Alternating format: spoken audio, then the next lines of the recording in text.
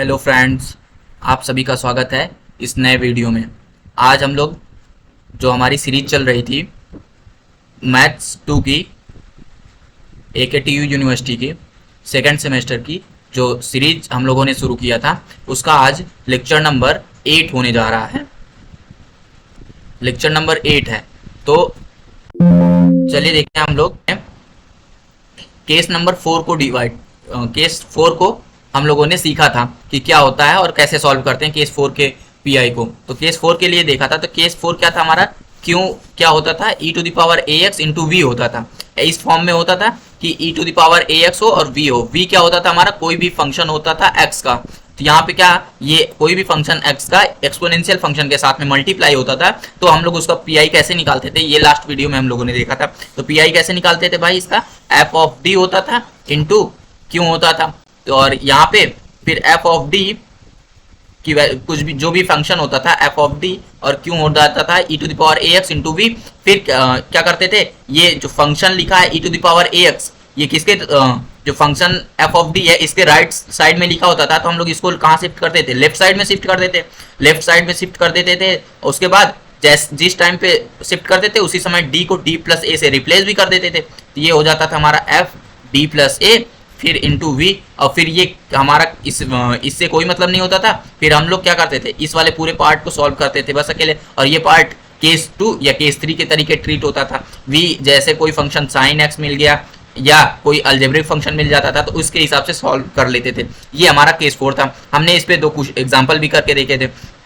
तो और last video में हमने आपको बोला था कि एक होमवर्क दिया था।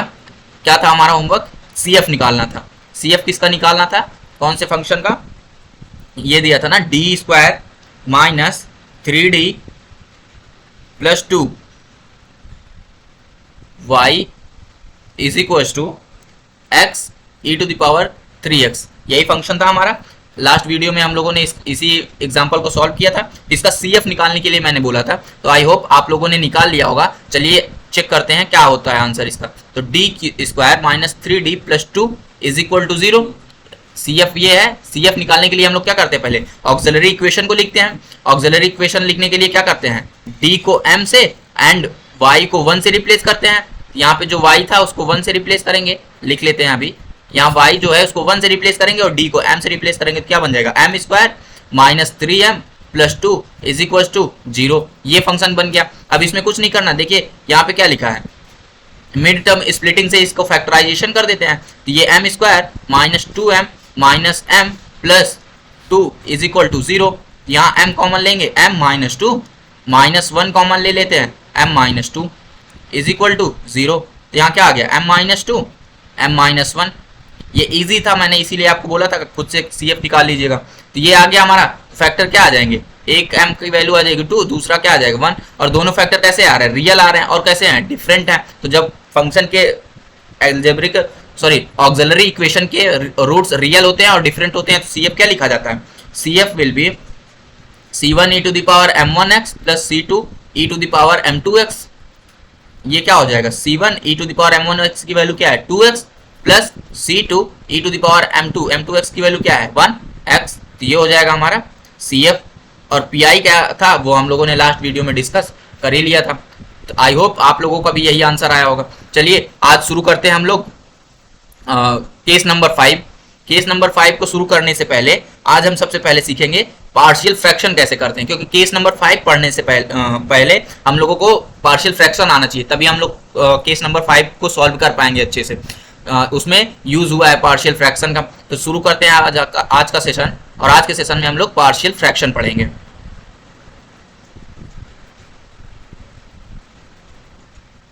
तो शुरू करते हैं हम आज का अपना सेशन। तो पार्शियल फ्रैक्शन क्या होता है भाई, और क्यों यूज किया जाता है।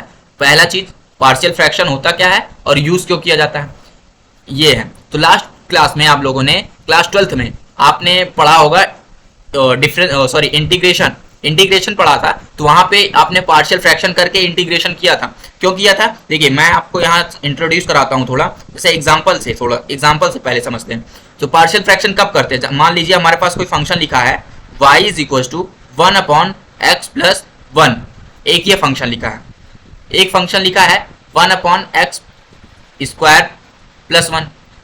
तीसरा फंक्शन लिखा है 1 अपॉन एक्स, एक मिनट यहाँ पे कर दे रहे हैं, यहाँ पे कर देते हैं एक्स क्यूब प्लस 2, ठीक, यहाँ पे कर दिया एक्स स्क्वायर प्लस 4, यहाँ पे कर दिया x plus 1, x minus 1, x minus 2, ठीक, यहाँ पे ऐसे ही रहने दिया, ठीक है, इसको एक्स कर देते हैं,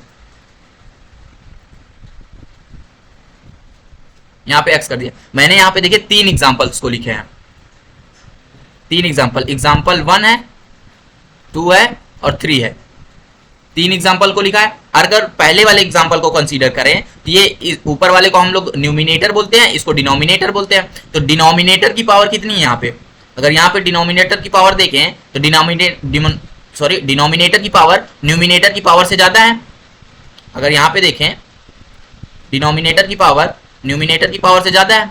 इस कंडीशन में देखें डिनोमिनेटर की पावर लेस है न्यूमिनेटर की पावर से। यहाँ पे डिनोमिनेटर की पावर कितनी है 2 है और यहाँ पे न्यूमिनेटर की पावर 3 है। तो नीचे वाला डिनोमिनेटर की पावर छोटी है न्यूमिनेटर से। और इस वाले फंक्शन में देखें तो यहाँ पे x प्लस 4 लिखा है, तो यहाँ पे डिनोमिनेटर क्या है, डिनोमिनेटर का अगर देखें तो इन दोनों को मल्टीप्लाई करा देंगे तो पावर कितनी मिलेगी 2, और यहाँ पे पावर कितनी है 1, मतलब डिनोमिनेटर की पावर ज्यादा है न्यूमिनेटर से। ठीक, 3 केस हुए। तो अब 3 केस में तो ये दोनों केस तो मैच कर रहे हैं कि डिनोमिनेटर की पावर न्यूमिनेटर की पावर से बड़ा है। तो अब यहाँ पे देखें तो पहले अब डिस्कस करते हैं केस 2, ये एग्जाम्पल जो 2 लिखा है, जब डिनोमिनेटर की पावर छोटी होती है न्यूमिनेटर की पावर से। तो हम लोग यहाँ पे क्या करते हैं, यहाँ पे अगर देखें तो ये इस आपने किया भी होगा x square plus 2, x square plus 1, x cube plus 2 divide कर देते हैं और हमको क्या मिल जाता है, यहाँ पे हमको इसका आंसर मिल जाएगा अगर हम डिवाइड कर दे, क्योंकि यहाँ पे देखिए पावर इसी छोटी है और ये पावर बड़ी है तो इससे ये इजिली डिवाइड हो जाएगा। बट अब यहाँ अगर मैं बोलूँ यहाँ पे डिवाइड करिए आप, यहाँ पे अगर x 1 अपॉन एक्स प्लस 1 लिखा है तो x प्लस 1 को 1 में डिवाइड करेंगे तो क्या कभी पॉसिबल होगा, आप डिवाइड कर पाएंगे इसको, नहीं हो पाएगा। सेम इसी तरीके यहाँ पे भी देखते हैं जो एग्जाम्पल 3 लिखा है, ये अगर देखें एक्स स्क्वायर अगर इसका मल्टीप्लाई कराते हैं तो x square minus x minus 2x plus 2, ठीक, ये फंक्शन बन रहा है और इसका क्या बनेगा x square minus 3x plus 2, इसमें से डिवाइड करना है हमको x प्लस 4, इसमें से हमको x प्लस 4 को डिवाइड करना है। तो क्या पॉसिबल है, आप इसका डिवाइड कर पाएंगे? आप ऐसे सिंपल से भी समझ लीजिए, अगर 16/4 लिखा है तो इसको डिवाइड करना इजी है, 4 आ जाएगा। लेकिन अगर यहाँ पे यही बात 4/16 लिखा होता, ये भी इजी है, 1/16 कर सॉरी 1/4 कर देते। तो यहाँ पे देखिए यहाँ पे बड़ा नंबर था, यहाँ पे छोटा नंबर था, यहाँ पे छोटा नंबर है, यहाँ पे बड़ा नंबर है। तो यहाँ पे क्या था, ये कांस्टेंट वैल्यू थी तो ये आपस में कट जा रही थी। बस यहाँ पे जब वेरिएबल में ये चीज का कंडीशन आती है, जब ये चीज कंडीशन वेरिएबल में आती है कि ऊपर वाले वेरिएबल की पावर, मतलब है कि जो न्यूमिनेटर लिखा है उसमें जो वेरिएबल है उसकी पावर कम है डिनोमिनेटर की पावर से, तो हम लोग क्या यूज करते हैं, पार्शियल फ्रैक्शन।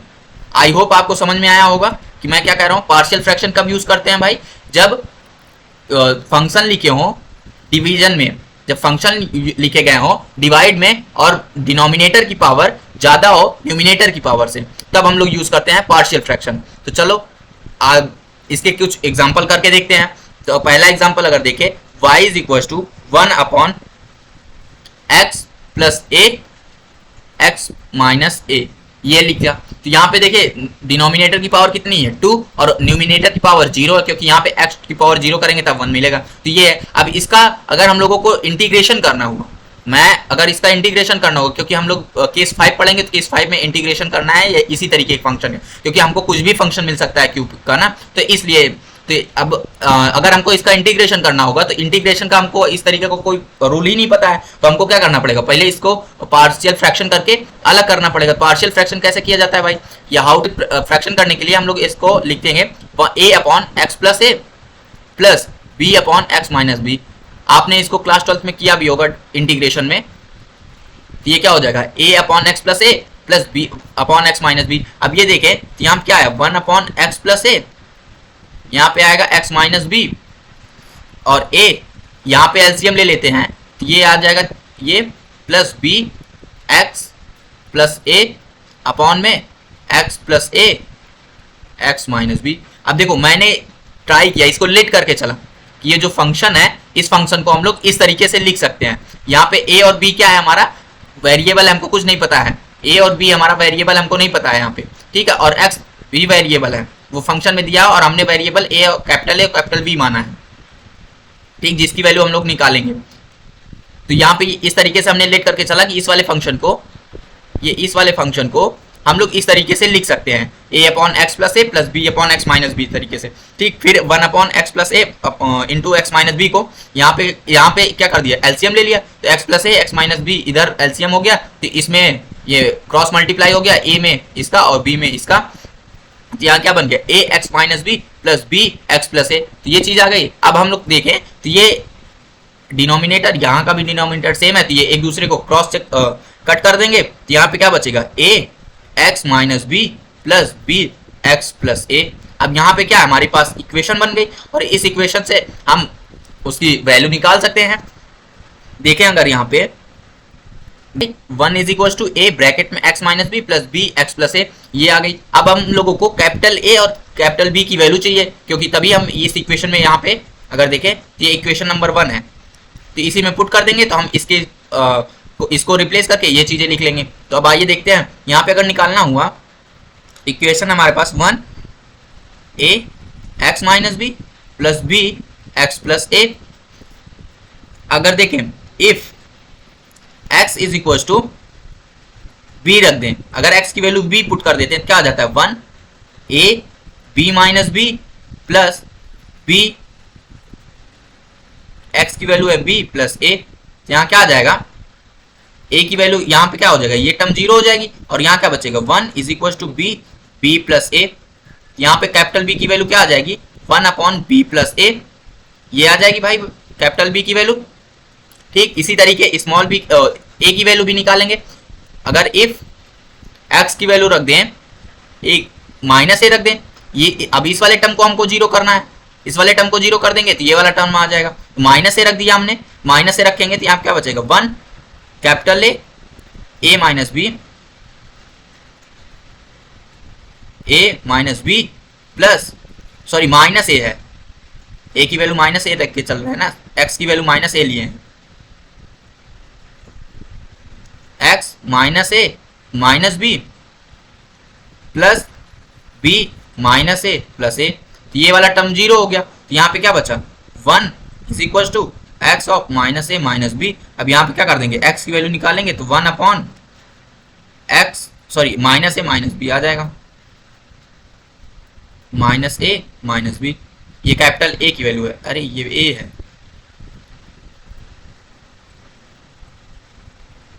ये ए लिखा है ना यहाँ पे देखिए, ये यही तो इक्वेशन है हमारी, तो ये ए था, यहाँ पे भी ये क्या आ जाएगा, ए की वैल्यू क्या आ जाएगी हमारी, 1 अपॉन माइनस ए माइनस बी, ठीक। तो ये इस तरीके से हम लोग पार्शियल फ्रैक्शन करते हैं। चलिए एक आध एग्जांपल कांस्टेंट के साथ लेके देखते हैं। जैसे अब आपको समझ में आ गया होगा ना पार्शियल फ्रैक्शन क्या करते हैं और क्या होता है। पार्शियल फ्रैक्शन के लिए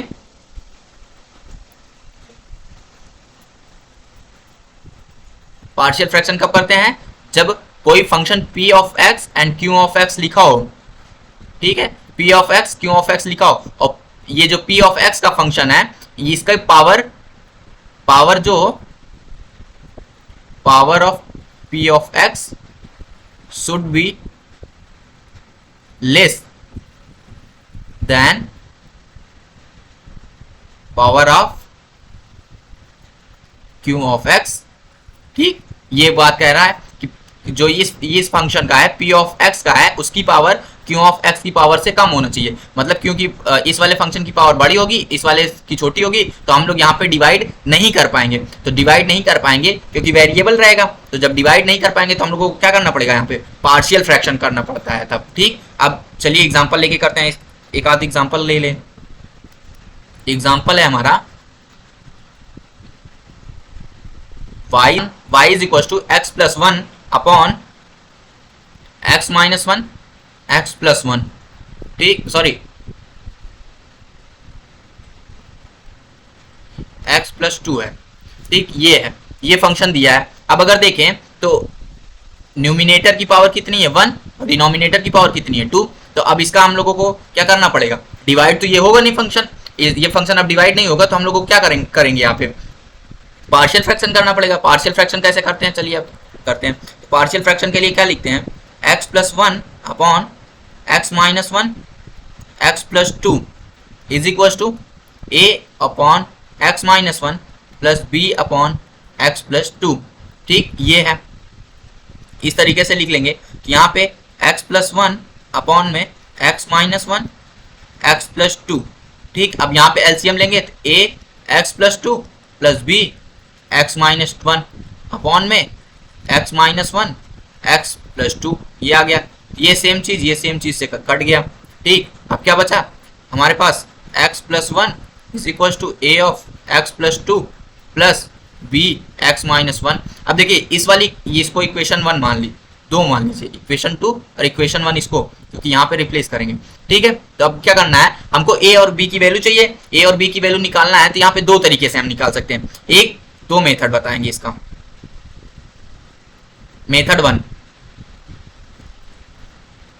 मेथड वन ये है कि हम क्या करते हैं, कंपेयर कर लेते हैं। जैसे यहाँ पे वेरिएबल की पावर, वेरिएबल को वेरिएबल की कोफिशिएंट से कंपेयर करके निकाल लें, और मेथड 2 की वेरिएबल की कुछ वैल्यू रख दें। मेथड 1 देखते हैं पहले। मेथड 1 अगर देखते हैं तो यहाँ पे क्या आ जाएगा, x plus 1 is equal to A x plus 2a, यहाँ पे a का मल्टीप्लाई करा दिया, plus B x minus B. अब यहाँ पे देखें तो यहाँ पे x है, x का कोफिशिएंट क्या है 1, और यहाँ पे देखें x का कोफिशिएंट क्या क्या है a प्लस बी।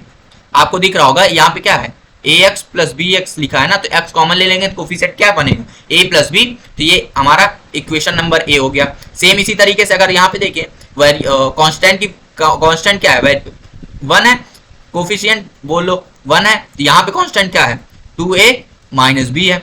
ये क्या हो गया इक्वेशन b।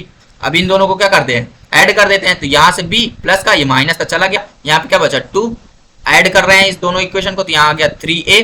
तो यहाँ पे a की वैल्यू क्या आ जाएगी 2/3। ठीक, a की वैल्यू क्या आ गई 2/3। अब b की वैल्यू निकालेंगे, b की वैल्यू निकालेंगे फ्रॉम इक्वेशन a। तो यहाँ पे क्या हो जाएगा a plus b is equal to 1, तो b is equal to 1 minus a। तो a की वैल्यू क्या आई है भाई 1 माइनस 2/3, तो ये क्या आ जाएगा 3 माइनस 2 मतलब 1/3। यहाँ पे 3 माइनस 3 1 3, इसका एलसीएम लेंगे और माइनस का 2 कर देंगे तो 1/3 आ जाएगा। तो b की वैल्यू आ गई 1/3, तो a की वैल्यू आई है 2/3 और b की वैल्यू आ जाएगी 1/3। अब ये मेथड 1 था। मेथड 2 देखे तो क्या है हमारे पास equation 1x plus 1 is equal to a x plus 2 plus b x minus 1। ठीक है, अब यहाँ पे क्या करते हैं हम मेथड 2 में put x is equal to -2, किसी भी एक टर्म को जीरो कर लेते हैं, या तो इस वाले टर्म को इस वाले को टर्म को एक एक बार में इसको जीरो कर लेंगे टर्म को, तो एक वैल्यू आ जाती है। तो यहाँ पे x की वैल्यू हमने पहले क्या लेट की -2, तो दोनों तरफ क्या लग देंगे -2, तो ये -2 ये +1 is equal to a -2 plus 2 plus b -2 -1। यहाँ क्या बन गया -1 इज इक्वल टू ये वाला टर्म जीरो हो गया, यहाँ पे बन गया -3b। तो b की वैल्यू क्या आ गई -1 अपॉन -3, माइनस माइनस कैंसिल हो गया तो 1/3। तो यहाँ पे भी देखिए b की वैल्यू 1/3 आ रही थी, यहाँ पे भी b की वैल्यू 1/3। आप कोई सा भी मेथड यूज करेंगे दोनों इजी है, आपको जो अच्छे से समझ में आए। और यहाँ पे दूसरा इक्वेशन दूसरी निकालना है तो put x is equal to b वाले टर्म को जीरो कर देते हैं, तो x की वैल्यू 1 रख दीजिए, वो x की वैल्यू 1 रखेंगे तो 1 + 1 यहाँ पे इस वाली इक्वेशन से, तो यहाँ पे क्या x + 1 is equal to a x की वैल्यू 1 प्लस 2 प्लस b 1 - 1, यहाँ क्या हो जाएगा 2 plus a plus 3, sorry a into 3, यहाँ पे ये वाला टर्म जीरो हो गया तो ये प्लस हट जाएगा। ठीक, तो यहाँ पे a की वैल्यू क्या आ जाएगी 2/3, a की वैल्यू 2/3। तो देखिए दोनों को आंसर सेम मैच कर रहे हैं ना। तो ये दो मेथड हैं, आपको कमेंट करके बताइएगा कि आपको कौन सा मेथड अच्छा लगा है। तो चलिए ये था हमारा पार्शियल फ्रैक्शन, किस तरीके से हम पार्शियल फ्रैक्शन करते हैं। अब अगर यहाँ पे देखें तो ये इक्वेशन नंबर 1 जो थी, अब यहाँ पे इक्वेशन नंबर 1 थी, तो हम इक्वेशन नंबर 1 को पकड़ते हैं। यहाँ पे क्या है x plus 1 upon x minus x plus 1 upon x minus 1 x plus 2, ये था इक्वेशन। ये देखते हैं ये x plus one upon x minus one, x plus to, और साथ में है इसके a upon x minus one plus b upon x plus to. यहाँ पे क्या है, plus b upon x plus two, ये इक्वेशन थी। तो अब क्या किया, a की वैल्यू हमको पता चल गई है, तो a की वैल्यू क्या है, 2/3 है, तो 2/3 अपॉन में x minus one, plus b की वैल्यू क्या है 1/3, तो 1/3 x प्लस टू। मीन्स क्या है, अब इसको रिप्लेस करके हम लोग क्या लिख सकते हैं, ये फंक्शन लिख सकते हैं, और इस फंक्शन का आसानी से हम लोग इंटीग्रेशन कर लेंगे। इस तरीके निकाला जाता है पार्शियल फ्रैक्शन। चलिए एक एग्जांपल और करके देखते हैं।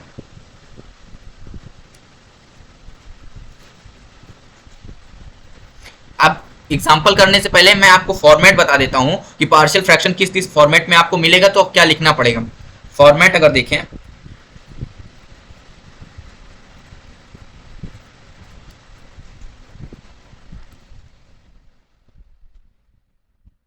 पहला पी एक्स प्लस क्यू, अगर न्यूमिनेटर आपको इस फॉर्म में हो पी एक्स प्लस क्यू, और डिनोमिनेटर आपका अगर हो x minus a and x minus b के फॉर्म में, और condition a is not equal to b, a और बी की वैल्यू बराबर ना होनी चाहिए, ठीक है। तो यहाँ पे पी एक्स प्लस क्यू और denominator x minus a x plus minus b, denominator पे डिपेंड करता है वो पार्शियल फ्रैक्शन। तो इसको हम लोग किस तरीके से लिखेंगे, सीधा जैसे अभी तक लिख रहे थे, x minus a plus B x minus b, ठीक इस तरीके से। ये दूसरा क्या है, अगर हमारे पास ऐसा दिया हो, डिनोमिनेटर ऐसा हो पी एक्स प्लस क्यू तो हो ही, और डिनोमिनेटर हो अपने पास एक्स माइनस ए का होल स्क्वायर, इस तरीके से दिया हो फंक्शन। अब बगल में कुछ और भी दे सकता है, जैसे एक्स माइनस बी भी दे दिया हो, बट यहाँ पे क्या दिया हो, एक्स माइनस ए का होल स्क्वायर। तो अगर इस तरीके का फंक्शन दिया है तो कैसे करेंगे, यहाँ पे क्या लिखेंगे, ए एक्स माइनस ए पहला टर्म इसका, फिर प्लस, फिर बी एक्स माइनस ए का होल स्क्वायर, फिर सी अपॉन एक्स माइनस बी। तो इसको जब एक्सपेंड करेंगे, ये जब denominator x minus a x minus B था, तो उसको सिंपल वे में एक वेरिएबल के साथ एक साथ ए दे दिया, फिर बी का दे दिया। यहाँ पे एक्स माइनस वन का होल स्क्वायर, एक्स माइनस ए का होल स्क्वायर है, तो पहले एक्स माइनस ए लिखेंगे, फिर स्क्वायर वाली पे लिखेंगे। अब यहीं पे पावर 3 होती तो एक्स माइनस ए लिखते, फिर एक्स माइनस ए का होल स्क्वायर, फिर एक्स माइनस ए का होल क्यूब लिखते, फिर नेक्स्ट करते। इस तरीके से पार्शियल फ्रैक्शन एक्सपेंड किया जाता है, ठीक। ये दो हो गए। तीसरा फॉर्मेट होता है, तीसरा फॉर्मेट है कि p square plus q x plus r हो, ठीक, और डिनोमिनेटर हो अपना x minus a x minus b और एक्स माइनस सी। तो इसको as it is a upon x plus a, sorry x minus a, x minus a plus का b upon x minus B plus c upon x minus c. तो आप numerator देख के नहीं घबराइएगा, partial fraction देखने का फॉर्मेट होता है डिनोमिनेटर से पता चलता है। अगर यहाँ पे अलग अलग है, एक्स की पावर जो है वो स्क्वायर या क्यूब नहीं बन रही है, वो फंक्शन को मल्टीप्लाई करने के बाद बन रही है, तो उसको इसी फॉर्मेट में लिखेंगे, ठीक है। और जब भी जैसे अभी यहाँ पे देखिए, इसका होल स्क्वायर ओपन करते थे, ये एक्स स्क्वायर आ जाता था, इसलिए इसको ऐसे लिखा। अब चौथा फॉर्मेट देखते हैं, अगर फंक्शन लिखा हो p x square plus q x plus r upon में x minus a into x square plus b, इस तरीके का फंक्शन हो, तब इसको कैसे लिखेंगे, यहाँ पे a अपॉन एक्स माइनस ए लिख देंगे, प्लस इधर लिखेंगे तो बी एक्स प्लस सी लिखेंगे। एक्स स्क्वायर प्लस बी वाला जब फंक्शन लिखेंगे तो यहाँ पे बी एक्स प्लस सी लिखेंगे। इस तरीके का फॉर्मेट बना के तब हम पार्शियल फ्रैक्शन को सॉल्व करते हैं। ये 4 फॉर्मेट है जिस तरीके से हम लोग जो हमको मिलेगा, इस तरीके के फंक्शन मिल सकते हैं, तो हम लोग एक्सपेंड पार्शियल फंक्शन इस तरीके से एक्सपेंड करेंगे। आई होप आपको समझ में आया होगा पार्शियल फ्रैक्शन क्या होता है और उसको क्यों यूज किया जाता है, और मैथ है ये पता चल गया होगा। तो आइए एक एग्जांपल और कर लेते हैं, फिर केस 5 का डिस्कशन करेंगे।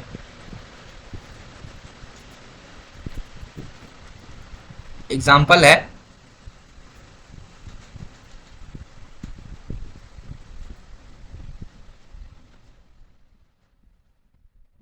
y is equals to x square plus x plus 1 upon x plus 2 x square plus 1, ठीक ये है। अब देखिए यहाँ पे क्या बन रहा है, फॉर्मेट अगर देखें तो कौन सा, ये जो नीचे सबसे लिखा है यही वाला फॉर्मेट बन रहा है, ये यही फॉर्मेट बन रहा है।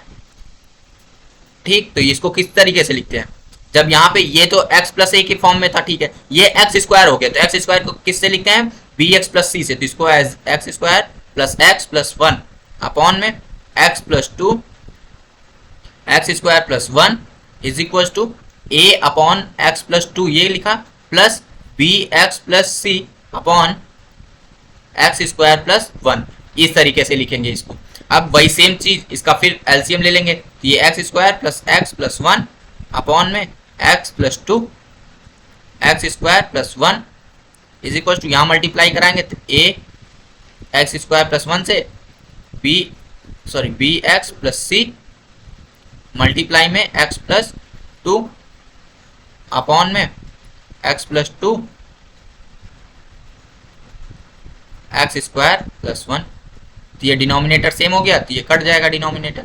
फिर वही काम करेंगे मल्टीप्लाई करा के। अब दो मेथड मैंने आपको सिखा दिया, कोई सा भी मेथड कर लीजिए। यहाँ पे मेथड वन यूज करते हैं, मेथड वन यूज करते हैं, तो यहाँ क्या था, x square plus one is equal to, यहाँ पे क्या आ जाएगा, मल्टीप्लाई कराएंगे a x square plus A plus B x square, इसका भी मल्टीप्लाई करा रहे हैं तो b x square plus c x plus two b x plus two c, ठीक, ये हो गया। अब यहाँ पे कंपेयर करते हैं, एक्स स्क्वायर का कोफिशिएंट क्या है, वन, आप लिख लीजिएगा, compare the coefficient of x square, और यहाँ पे एक्स स्क्वायर का कोफिशिएंट क्या है, ए और साथ में बी, तो ए प्लस बी, तो ये इक्वेशन ए बन गई, ठीक है।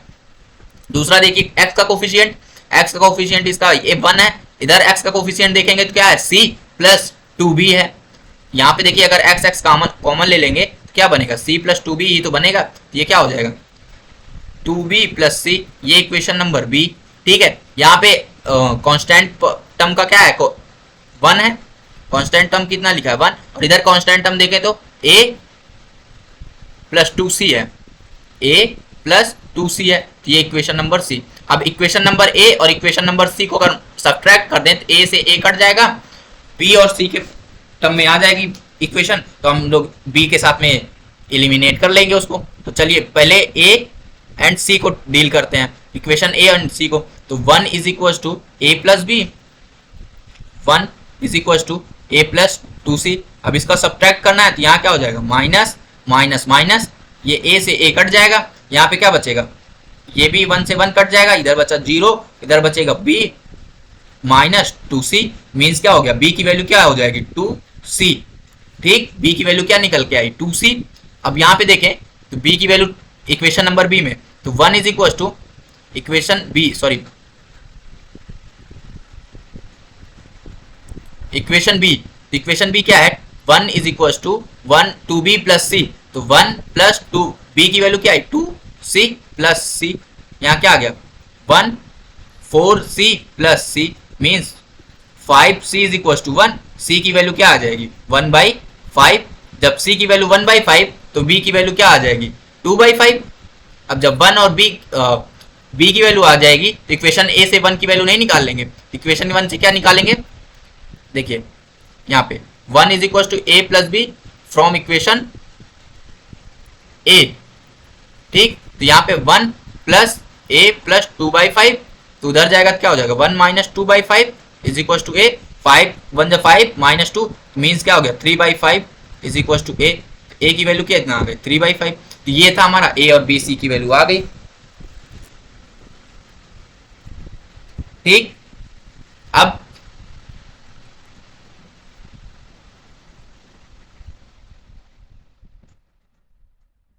ये था हमारा एग्जाम्पल, आप देख लीजिए एक बार। तो ये हमने पार्शियल फ्रैक्शन का अच्छे से डिस्कस कर लिया, आई होप आपको समझ में आ गया होगा। अब हम लोग चलिए शुरू करते हैं, केस 5 क्या होता है, केस 5 का डिस्कशन आज कर लेते हैं कॉन्सेप्ट का, फिर एग्जाम्पल नेक्स्ट वीडियो में सॉल्व करेंगे। तो केस फिफ्थ क्या है भाई, केस फिफ्थ क्या है, जब फंक्शन दिया हो क्यू जो होता है, Q is the any function of x, any function of x, क्यों क्या हो, पार्शियल डिफरेंशियल इक्वेशन में क्यू का जो फंक्शन दिया होता है, जो हमारा डिफरेंशियल इक्वेशन लिखा जाता है ना, एफ डी, जो फंक्शन है F D is equal to into y is equal to Q है ना, यहाँ पे क्यू क्या हो, कुछ भी हो, तब हम लोग इसको कैसे सॉल्व करते हैं। अभी तक हम लोगों ने देख लिया था, 4 तरीके का देख लिया था। जैसे पहला देखा था e to the power ax का, फिर देखा था sin ax प्लस b का, साथ में cos ax प्लस b था, ठीक। फिर तीसरा देखा था क्या, अलजेब्रिक एक्सप्रेशन का x to the power m वाला।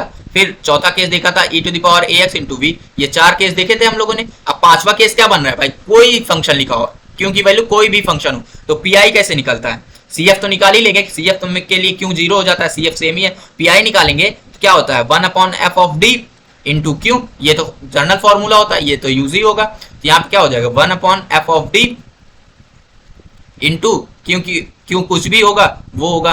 अब देखिए यहाँ पे क्या करेंगे, नेक्स्ट स्टेज, यहाँ पे f ऑफ d को अब रिप्लेस करेंगे। f ऑफ d को क्या करेंगे भाई, इसका फैक्टराइजेशन करेंगे। फैक्टराइजेशन मतलब f ऑफ d जी जो फंक्शन लिखा होगा उसका फैक्टर निकालेंगे। तो फैक्टर क्या आ जाएगा, मान लीजिए dm-1 dm-2 ऐसे करके फैक्टर आ जाएगा। तो यहाँ पे factor dm-1 dm-2 as it is ऐसे करते करते dm-n तक चला जाए, और यहाँ पे क्यों रहेगा। फिर क्या करेंगे, यहाँ पे अब देखिए ऊपर क्या रहेगा 1 और नीचे क्या हो जाएगा t की पावर कितनी सारी d1 d, अब जितने भी फंक्शन बनेंगे वो इसके हिसाब से, मीन्स यहाँ पे डिनोमिनेटर की पावर जो होगी, डिनोमिनेटर की पावर क्या हो जाएगी, ग्रेटर हो जाएगी न्यूमिनेटर की पावर से, क्योंकि न्यूमिनेटर में लग बाई चांस ही आपको यहाँ पे 1 ही मिलेगा, तो पावर 0 ही रहेगी। यहाँ पे डिनोमिनेटर की पावर ज्यादा हो जाती है। तो यहाँ पे क्या करते हैं, ये कंडीशन मैच कर गई कि न्यूमिनेटर की पावर लेस है, डिनोमिनेटर की पावर ज्यादा है, तो क्या हो जाएगा पार्शियल फ्रैक्शन लगेगा। तो अब यहाँ पे हम लोग क्या यूज करेंगे, पार्शियल फ्रैक्शन।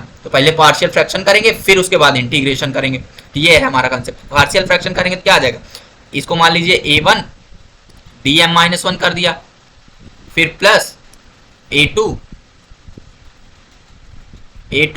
dm-2 ये कर दिया, ऐसे कर करके an d-mn, ये हमारा पूरा पार्शियल फ्रैक्शन निकाल लेंगे। a1 a2 an के अभी जो मेथड यूज किया पार्शियल फ्रैक्शन का, इसी तरीके से फिर क्यू का मल्टीप्लाई करा देंगे।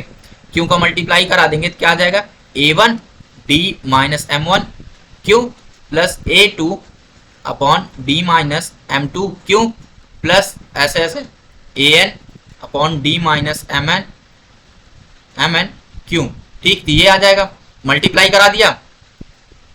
फिर अब क्या करेंगे, अब यहाँ पे एक फॉर्मूला होता है, कौन सा फॉर्मूला होता है, देखा जैसे आपका 1/d इंटू क्यू लिखा है, 1/d इंटू क्यू लिखा है, जिसको हम लोग क्या लिखते हैं इंटीग्रेशन क्यू dx, ठीक। बट अब यहाँ पे देखिए क्या लिखा है d-a इंटू क्यू अगर लिखा है इस तरीके से, कांस्टेंट पावर, इसको कांस्टेंट मिलेगा आपको अगर पार्शियल फ्रैक्शन करके देखेंगे तो कांस्टेंट आएगा, तो इसको बाहर कर देंगे।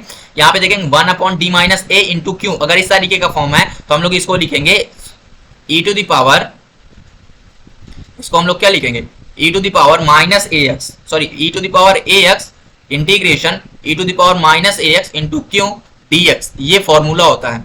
अब अगर यही d प्लस ए मिला, d plus 1/d plus a into Q होगा, तो ये क्या हो जाएगा यहाँ पे e to the power minus ax e to the power ax into Q into dx। ये हम फॉर्मूला यूज करके इसमें क्या कर देंगे इंटीग्रेट कर देंगे। ये आप फॉर्मूला इंपॉर्टेंट है, आप इसको देख के रखिएगा, याद कर रहिएगा, ठीक। तो अब यहाँ पे अगर चेंज करेंगे तो ये a1 ऐसे आ जाएगा, यहाँ पे इंटीग्रेशन हो जाएगा, और क्या लिखा था यहाँ पे था ना कि 1/dm-1 है, तो e to the power m1 x minus e to the power minus m1 x minus का फिर क्यों dx। सेम इसी तरीके a2 में e to the power m2 x फिर e to the power minus m2 x क्यों dx, ऐसे ऐसे करके हमारा पूरा फंक्शन आ जाएगा। इंटीग्रेट कर देंगे तो सॉल्यूशन आ जाएगा। ये सॉल्यूशन है भाई केस 5 का। चलिए एक एग्जांपल थोड़ा देखते हैं किस तरीके का केस 5 बनता है। एग्जाम्पल देखें, D square plus A square into y is equal to sec A x, ठीक। ये एक फंक्शन लिखा है। तो यहाँ पे अगर देखें तो ये पी आई हम लोग अभी डिस्कस करते हैं। पी आई अगर देखते हैं तो D square plus A square into में सेक ए एक्स, ठीक। ये आ गया। अब हमको पहले इसका फैक्टर चाहिए D square plus A square का। यहाँ पे अगर देखें तो हम लोगों को कौन कौन सा केस 5 में कौन कौन सा मेथड यूज कर रहे हैं अभी बता रहे हैं। यहाँ पे क्या करेंगे, आप इसका फैक्टराइजेशन कर चाहिए तो फैक्टराइजेशन करेंगे तो D square plus A square का फैक्टराइजेशन कैसे करेंगे। देखिए आपको हिंट करता हूं, डी स्क्वायर प्लस पहले आप इसके वो निकाल लीजिए रूट्स अगर निकालेंगे तो क्या आ जाएगा, D square is equal to minus A square, D की वैल्यू क्या आ जाएगी प्लस माइनस आयोटा ए, ये आ जाएगी ना, तो क्या बनेगा factor plus iota a d minus iota a, यही बनेगा ना फैक्टर। आप अगर यहां से रूट निकालेंगे डी स्क्वायर प्लस ए को तो D square is equal to minus A square हो जाएगा, रूट हटाएंगे तो प्लस माइनस, अब यहाँ पे क्या आएगा, अगर यहाँ से रूट हटाएंगे तो ये माइनस हो जाएगा, डी स्क्वायर को डी कर देंगे तो ये क्या हो जाएगा माइनस रूट का ए स्क्वायर, तो माइनस के अंदर अगर रूट लगा है, रूट के अंदर माइनस है तो वो आई हो जाता है, आयोटा हो जाता है, तो इसका प्लस माइनस रूट आयोटा ए आएगा, तो अब इसका फैक्टर एक क्या हो जाएगा डी प्लस ए और डी माइनस ए, यही तो होता है ना, क्या है डी की वैल्यू आई है आई ए, तो D minus i A is equal to 0, यही तो एक फैक्टर बनेगा, दूसरा फैक्टर यही प्लस फैक्टर बन जाएगा, प्लस माइनस का फैक्टर, तो यहाँ क्या आ जाएगा हमारा फैक्टर ये डी प्लस आयोटा ए और डी माइनस आयोटा ए, इस तरीके का, फिर सेक ए एक्स, अब क्या करेंगे इसको पार्शियल फ्रैक्शन करके अलग करेंगे, फिर आगे इंटीग्रेट करेंगे। अब इसका आप देखिएगा बन जाएगा तो आपसे ट्राई करेंगे, नहीं तो इसका नेक्स्ट वीडियो में करेंगे। अब आगे हम लोग थोड़ा सा इसका फॉर्मेट देख लेते हैं क्या क्या चीजें इसमें। अब अगर केस 5 का हम अभी कंसेप्ट ही देख रहे हैं तो केस 5 में जो है हम लोग पहला स्टेप क्या करते हैं, स्टेप वन क्या करते हैं भाई, पहले फंक्शन का फैक्टराइजेशन करते हैं, एफ ये ऐसे लिख लेते हैं, factorization of F of D, F factorization of function D, जो फंक्शन डी दिया होगा उसका फैक्टराइजेशन करेंगे। फिर स्टेप टू में क्या करेंगे भाई, पार्शियल फ्रैक्शन,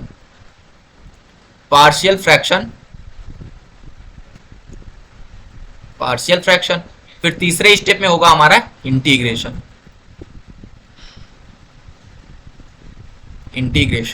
ये 3 स्टेप है भाई केस 5 को सॉल्व करने का, और ये स्पेशल केस होता है, इससे कोई भी फंक्शन को आप सॉल्व कर सकते हैं इजी से, ठीक। तो आई होप आपको समझ में आया होगा कि पार्शियल फ्रैक्शन क्या होता है और क्यों किया जाता है, और केस 5 क्या है उसके कॉन्सेप्ट यूज हुए होंगे। तो आज के लिए इतना ही, थैंक यू।